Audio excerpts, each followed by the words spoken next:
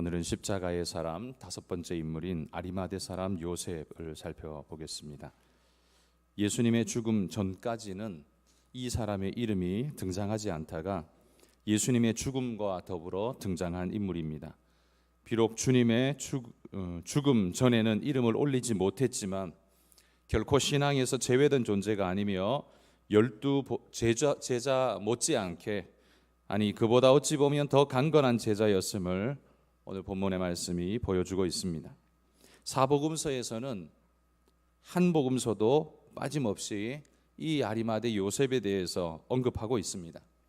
그처럼 이 사람에 대한 기록은 아주 짧은 구절에 지나지 않지만 이 사복음서에 다 기록되어져야 할 만큼 강렬한 인상을 남겼던 인물이라는 거죠. 예수님의 죽음을 이야기하면 빠질 수 없는 사람이 이 사람이다, 이렇게 말하는 것 같습니다. 사복음서에서 그리고 있는 요셉의 인물됨을 살펴보면 마태복음 오늘 본문에서는 이 사람이 아리마대 사람이다, 그리고 부자다, 예수의 제자다, 세 가지의 정보를 우리에게 줍니다. 마가복음에서는 아리마대 사람이다, 존경받는 공회원이다, 하나님의 나라를 기다리는 자다, 이렇게 설명하고요. 누가복음에서는 공회 의원이고 선하고 의로운 사람이며 예수님의 처형에 동의하지 않은 자였고 하나님 나라를 기다리는 자라, 이렇게 소개합니다.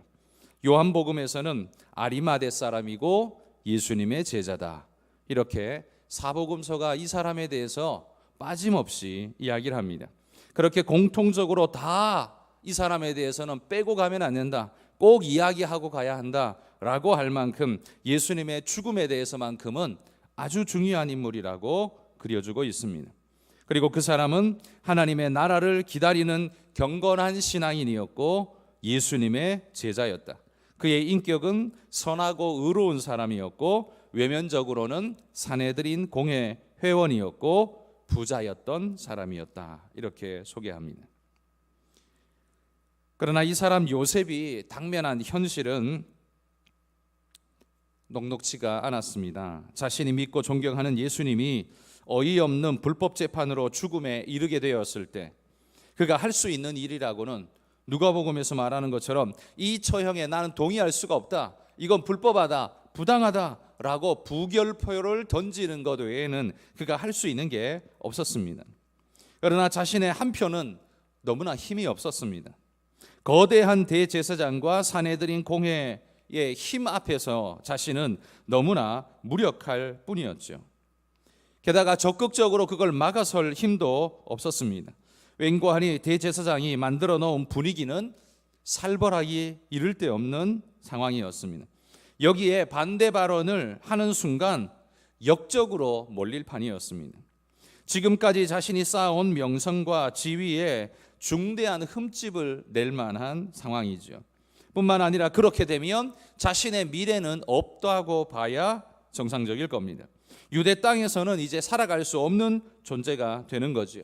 심하면 예수와 동류로 인정되어서 처형될 수 있는 위기에 놓이게 된 겁니다. 아마 이 때문에 이 아리마대 요셉도 적극적으로 예수님을 방어하기에는 힘겨웠지 않았을까, 그래서 주저하지 않았을까, 그런 생각이 됩니다. 거대한 힘 앞에서는 누구라도 위축될 수밖에 없는 일이기 때문이죠. 그러나 예수님이 십자가에 죽으시고 난 후에 그는 극심한 죄책감에 아마 사로잡혔을 겁니다. 지키지 못했다는 죄책감, 자신이 비겁하게도 용감함을 드러내지 못했다는 죄책감이 아마 그의 마음을 짓눌렀을 겁니다. 그때 그 상황은 누구라도 사실 그럴 수밖에 없는 살벌한 상황이었습니다. 제자 베드로도 예수님을 3번이나 부인했는데 지켜야 할 것이 많은 공회원인 요셉이 그 이상 뭘 할 수 있을 것이라고 기대하는 건 어찌 보면 무리한 일일지 모릅니다. 그러나 십자가 이후 이 아리마대 요셉은 결단하게 됩니다. 그의 결단은 자기 행동에 대한 후회와 같아 보입니다. 베드로가 닭울음 소리에 완전히 변화되었던 것처럼 십자가 이후 아리마대 요셉도 그렇게 변화였습니다. 먼저 그는 빌라도에게 가서 예수의 시체를 달라고 요청하죠. 58절에 보면 빌라도에게 가서 이렇게 말합니다.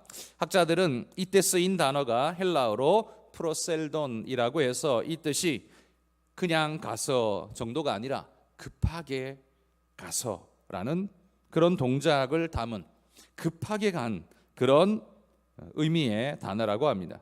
그러니까 의미상 번역하면 이런 거죠. 빌라도에게 급하게 달려가서, 이렇게 번역할 수 있을 겁니다. 이 단어 속에는 요셉의 심정이 녹아 있습니다. 한시라도 저기 십자가 위에 주님을 저렇게 매달아 둘 수가 없다라는 거죠. 도저히 참아볼 수 없다라는 겁니다. 그래서 빌라도에게 쳐들어간 것입니다. 사실 이게 얼마나 위험한 일인지 우리는 깊이 한번 생각해 봐야 합니다. 거짓 죄명이기는 했지만 제국의 반역죄를 지고 십자가형을 받아 죽은 죄인입니다. 빌라도도 그가 내가 죄를 찾지 못했다, 그에게 죄를 찾지 못했다 말하기는 했지만 어찌됐든 사형하라라고 언도를 내린 게 자신입니다.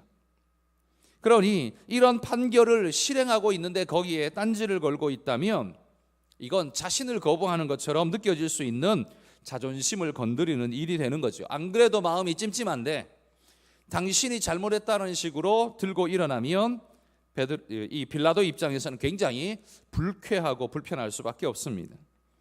그러나 요셉은 그런 건 안중에 없는 듯이 다짜고짜 찾아 들어가서 내놓으라고 요청합니다. 이게 얼마나 위험한 일입니까? 원래 십자가에 달린 자는요, 그 시체가 날짐승에게 다 뜯겨 먹을 때까지 매달아 둔다고 합니다. 그게 형벌이기 때문에 그렇습니다. 그리고 그걸 바라보는 모든 백성이 그 참혹함을 보면서 절대로 저렇게 하면 안 되겠다라는 두려운 마음에 교육의 측면에서 그렇게 매달아 둔다고 합니다. 그러나 요셉뿐만 아니라 유대인들도 예수님을 거기 그냥 매달아 두는 걸 원치 않았습니다. 보통 같았으면 유대인들은 그냥 신경도 안 쓰고 매달아 뒀겠지만 지금은 바로 다음 날이 유월절이지 않습니까? 큰 절기입니다.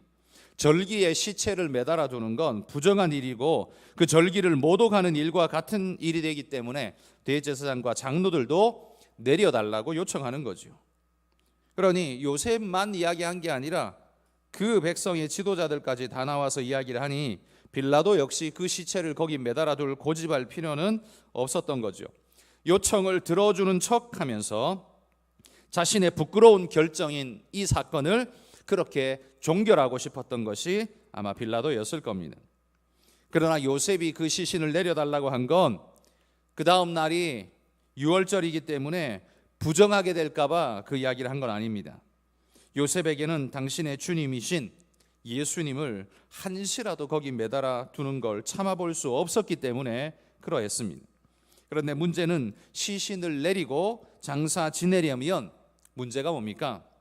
그를 만질 수밖에 없고, 그러면 시신을 만졌기 때문에 그는 부정할 수밖에 없고, 부정하면 그는 유월절에 참여할 수 없는 자가 될 수밖에 없죠. 절기에 참여할 수 없는 건 단순히 그냥 오늘 절기에 못 간다라는 정도가 아니라 그 시대의 의미로서는 하나님에게서 멀어지고 구원에서 제외되는 것 같은 그런 큰 두려움이 있을 수밖에 없습니다. 그래서 누구라도 그걸 두려워합니다. 그러나 요셉은 그걸 감내하고 있는 걸 봅니다. 의식적 정결보다도 주님의 장사가 더 시급하고 중요하다고 본 거죠. 57절 끝에 말한 것처럼 그는 정말 예수님의 제자였습니다. 부정을 마다하지 않고 그분께 나아가기를 원했다라는 겁니다. 또한 이 일은 미래적인 위험도 불러올 수 있습니다. 총독 빌라도가 괘씸하게 보면 앞으로 그의 미래는 완전히 지워질 수 있는 것입니다.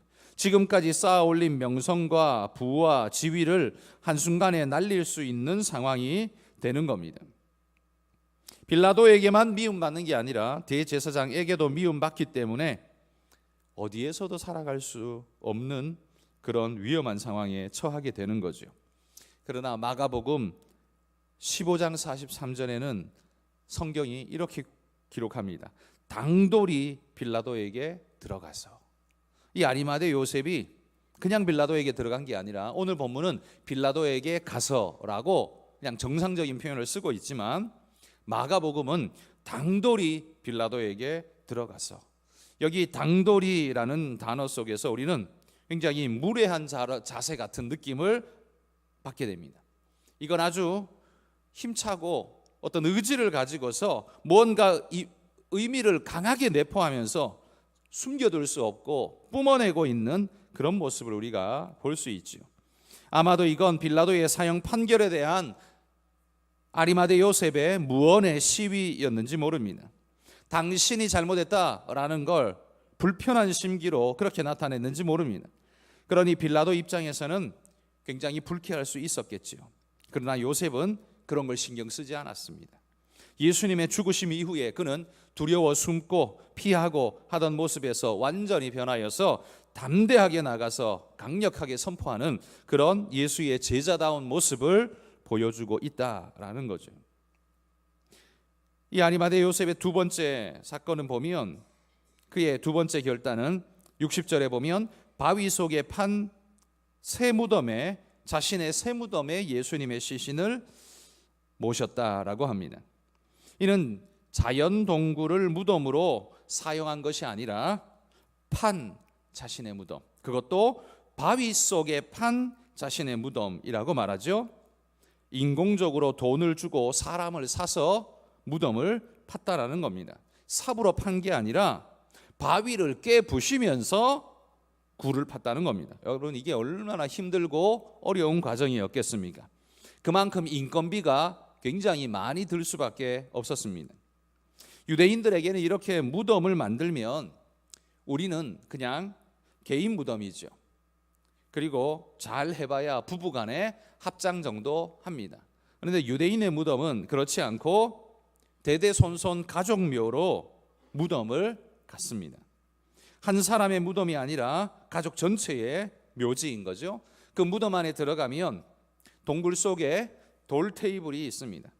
돌 테이블 위에 시신을 뉘어놓고 문을 닫고 나오는 겁니다.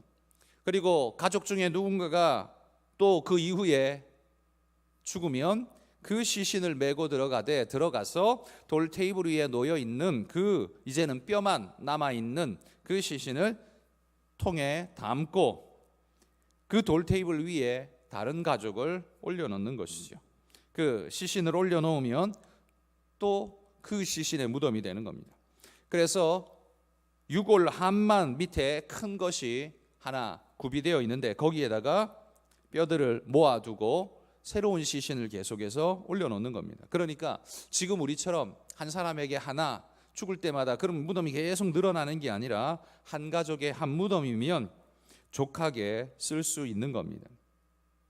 그런데 아리마대 요셉은 이렇게 가족 대대로 써야 하는 중요한 무덤, 그리고 비싸게 돈을 주고 어렵게 바위 속에 판 무덤을 예수님께 드렸습니다. 이건 가족 전체가 예수님께 헌신한 것과 같은 일이죠. 자신은 또 큰 돈을 들여서 무덤을 파야만 하겠죠. 느낌으로 따지면 이런 겁니다.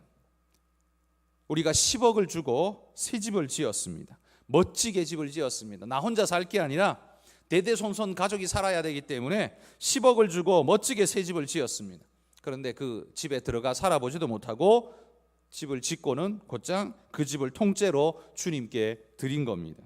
지금 아리마대 요셉의 느낌이 그런 겁니다. 아마도 주님을 지키지 못했다는 죄책감이 이렇게라도 해야 덜 죄스러울 것 같다는 마음에서 이러지 않았을까 싶습니다.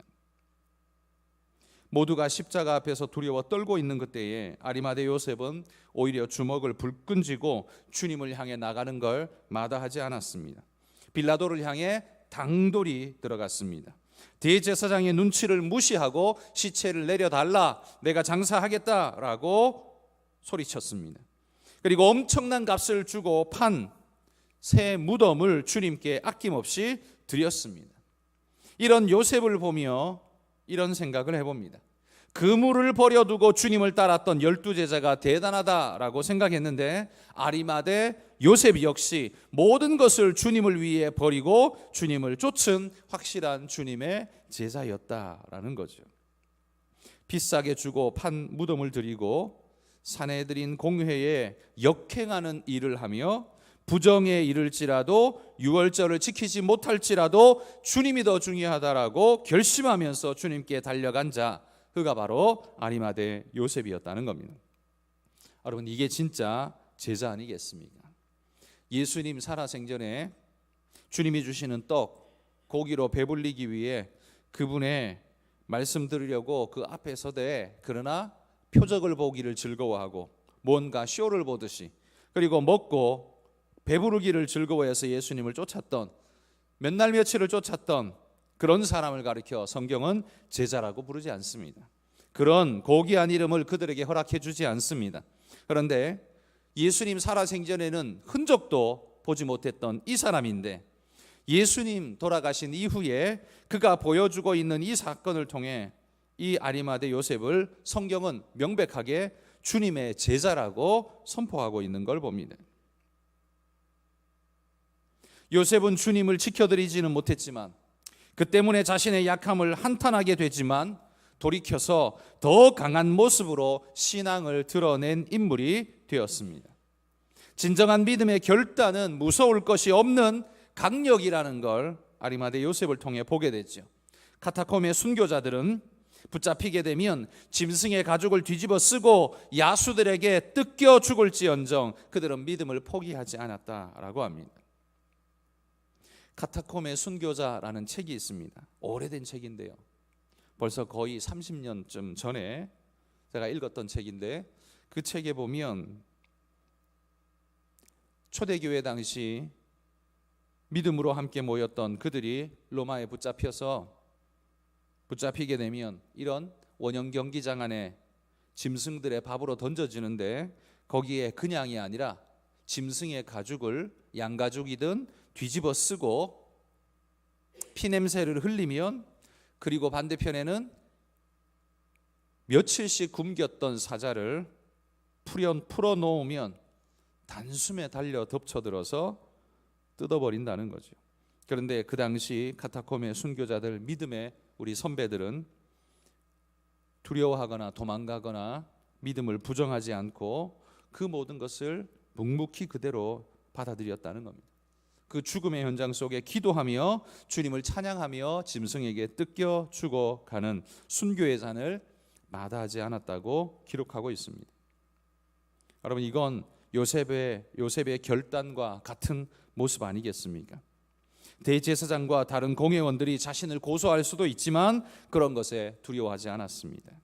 불이익, 손해, 아픔과 조롱, 이 모든 건 이미 십자가 앞에 아무런 문제가 될 수 없다라고 선포하고, 자신이 그런 불이익과 손해를 당해야 한다면 나는 주님과 함께 십자가 지듯 나는 그걸 당하리라 결심하고 당돌하게 세상 앞에 나아갔던 사람, 아리마대 요셉이었습니다. 이게 바로 죽으면 죽으리라는 진정한 믿음 아닐까요? 바로 이 믿음 때문에 성경은 그를 예수님의 제자라고 불러주고 있습니다. 고난주간 우리는 이 새벽을 깨우며 주님 앞에 나왔습니다. 여러분, 우리는 주님 앞에 어떤 기도를 드립니까? 십자가 위에 계신 주님, 우리 가족이 편안하게 살게 해주시고 불편함이 없게 해주시고 아픈 것도 없게 해주시고, 우리가 하나님이신 주님께 이렇게 구하는 것 꼭 틀렸다 말할 수는 없지만, 그러나 여러분, 우리가 기도해야 하고 부르짖어야 할 주요 제목이 무엇입니까? 내 삶의 안일과 안위를 위해서 구하는 것이 아니라, 이제는 내가 진정 주님을 깨닫고 진짜 주님의 제자라면 날 위해 주님을 부르는 게 아니라 주님을 위해 나를 드리는 이 아리마대 요셉 같은 헌신과 충성이 우리에게 있어야 그게 바로 진정한 주님의 제자인 줄 믿습니다. 여러분, 우리는 구원받기 위해 신앙 안으로 발걸음을 처음 들여놓았습니다. 모태신자 외에 자신의 삶 중에 예수님을 믿기로 결정하신 분들은 예수님을 믿겠다 결심할 때, 그렇게 하면 복 받는데, 구원 받는데, 천국 간대, 우리는 그래서 시작했습니다. 그런 시작이 잘못된 것은 아닙니다. 하나님이 주시는 것이 맞기 때문이죠. 그러나 시작이 그렇다 할지라도 끝은 어때야 합니까? 진정으로 그걸 받았다면, 진정으로 그 축복을 누렸다면, 진정으로 주님이 살아계심과 그분이 어떤 분인가를 분명하게 깨달았다면 그 다음의 삶의 모습은 아리마대 요셉처럼 주님 앞에 이제는 헌신하며 세상을 향해 당돌이 나아갈 수 있는, 그렇게 선포할 수 있는 자신의 손해, 자신의 불이익, 이런 것, 그게 바로 내가 짊어져야 할 십자가다라고 믿고 아리마대 요셉처럼 나아가는 자가 되어야 하지 않겠습니까? 날 위해 십자가 져 주신 고난의 주님을 이 고난주간 묵상하면서 주님만 계속 고난받도록 거기 내버려 두는 것이 아니라 이제는 주님의 제자로서 주님과 함께 내가 고난받겠습니다. 주님의 영광을 위해 내가 고난을 마다하지 않겠습니다.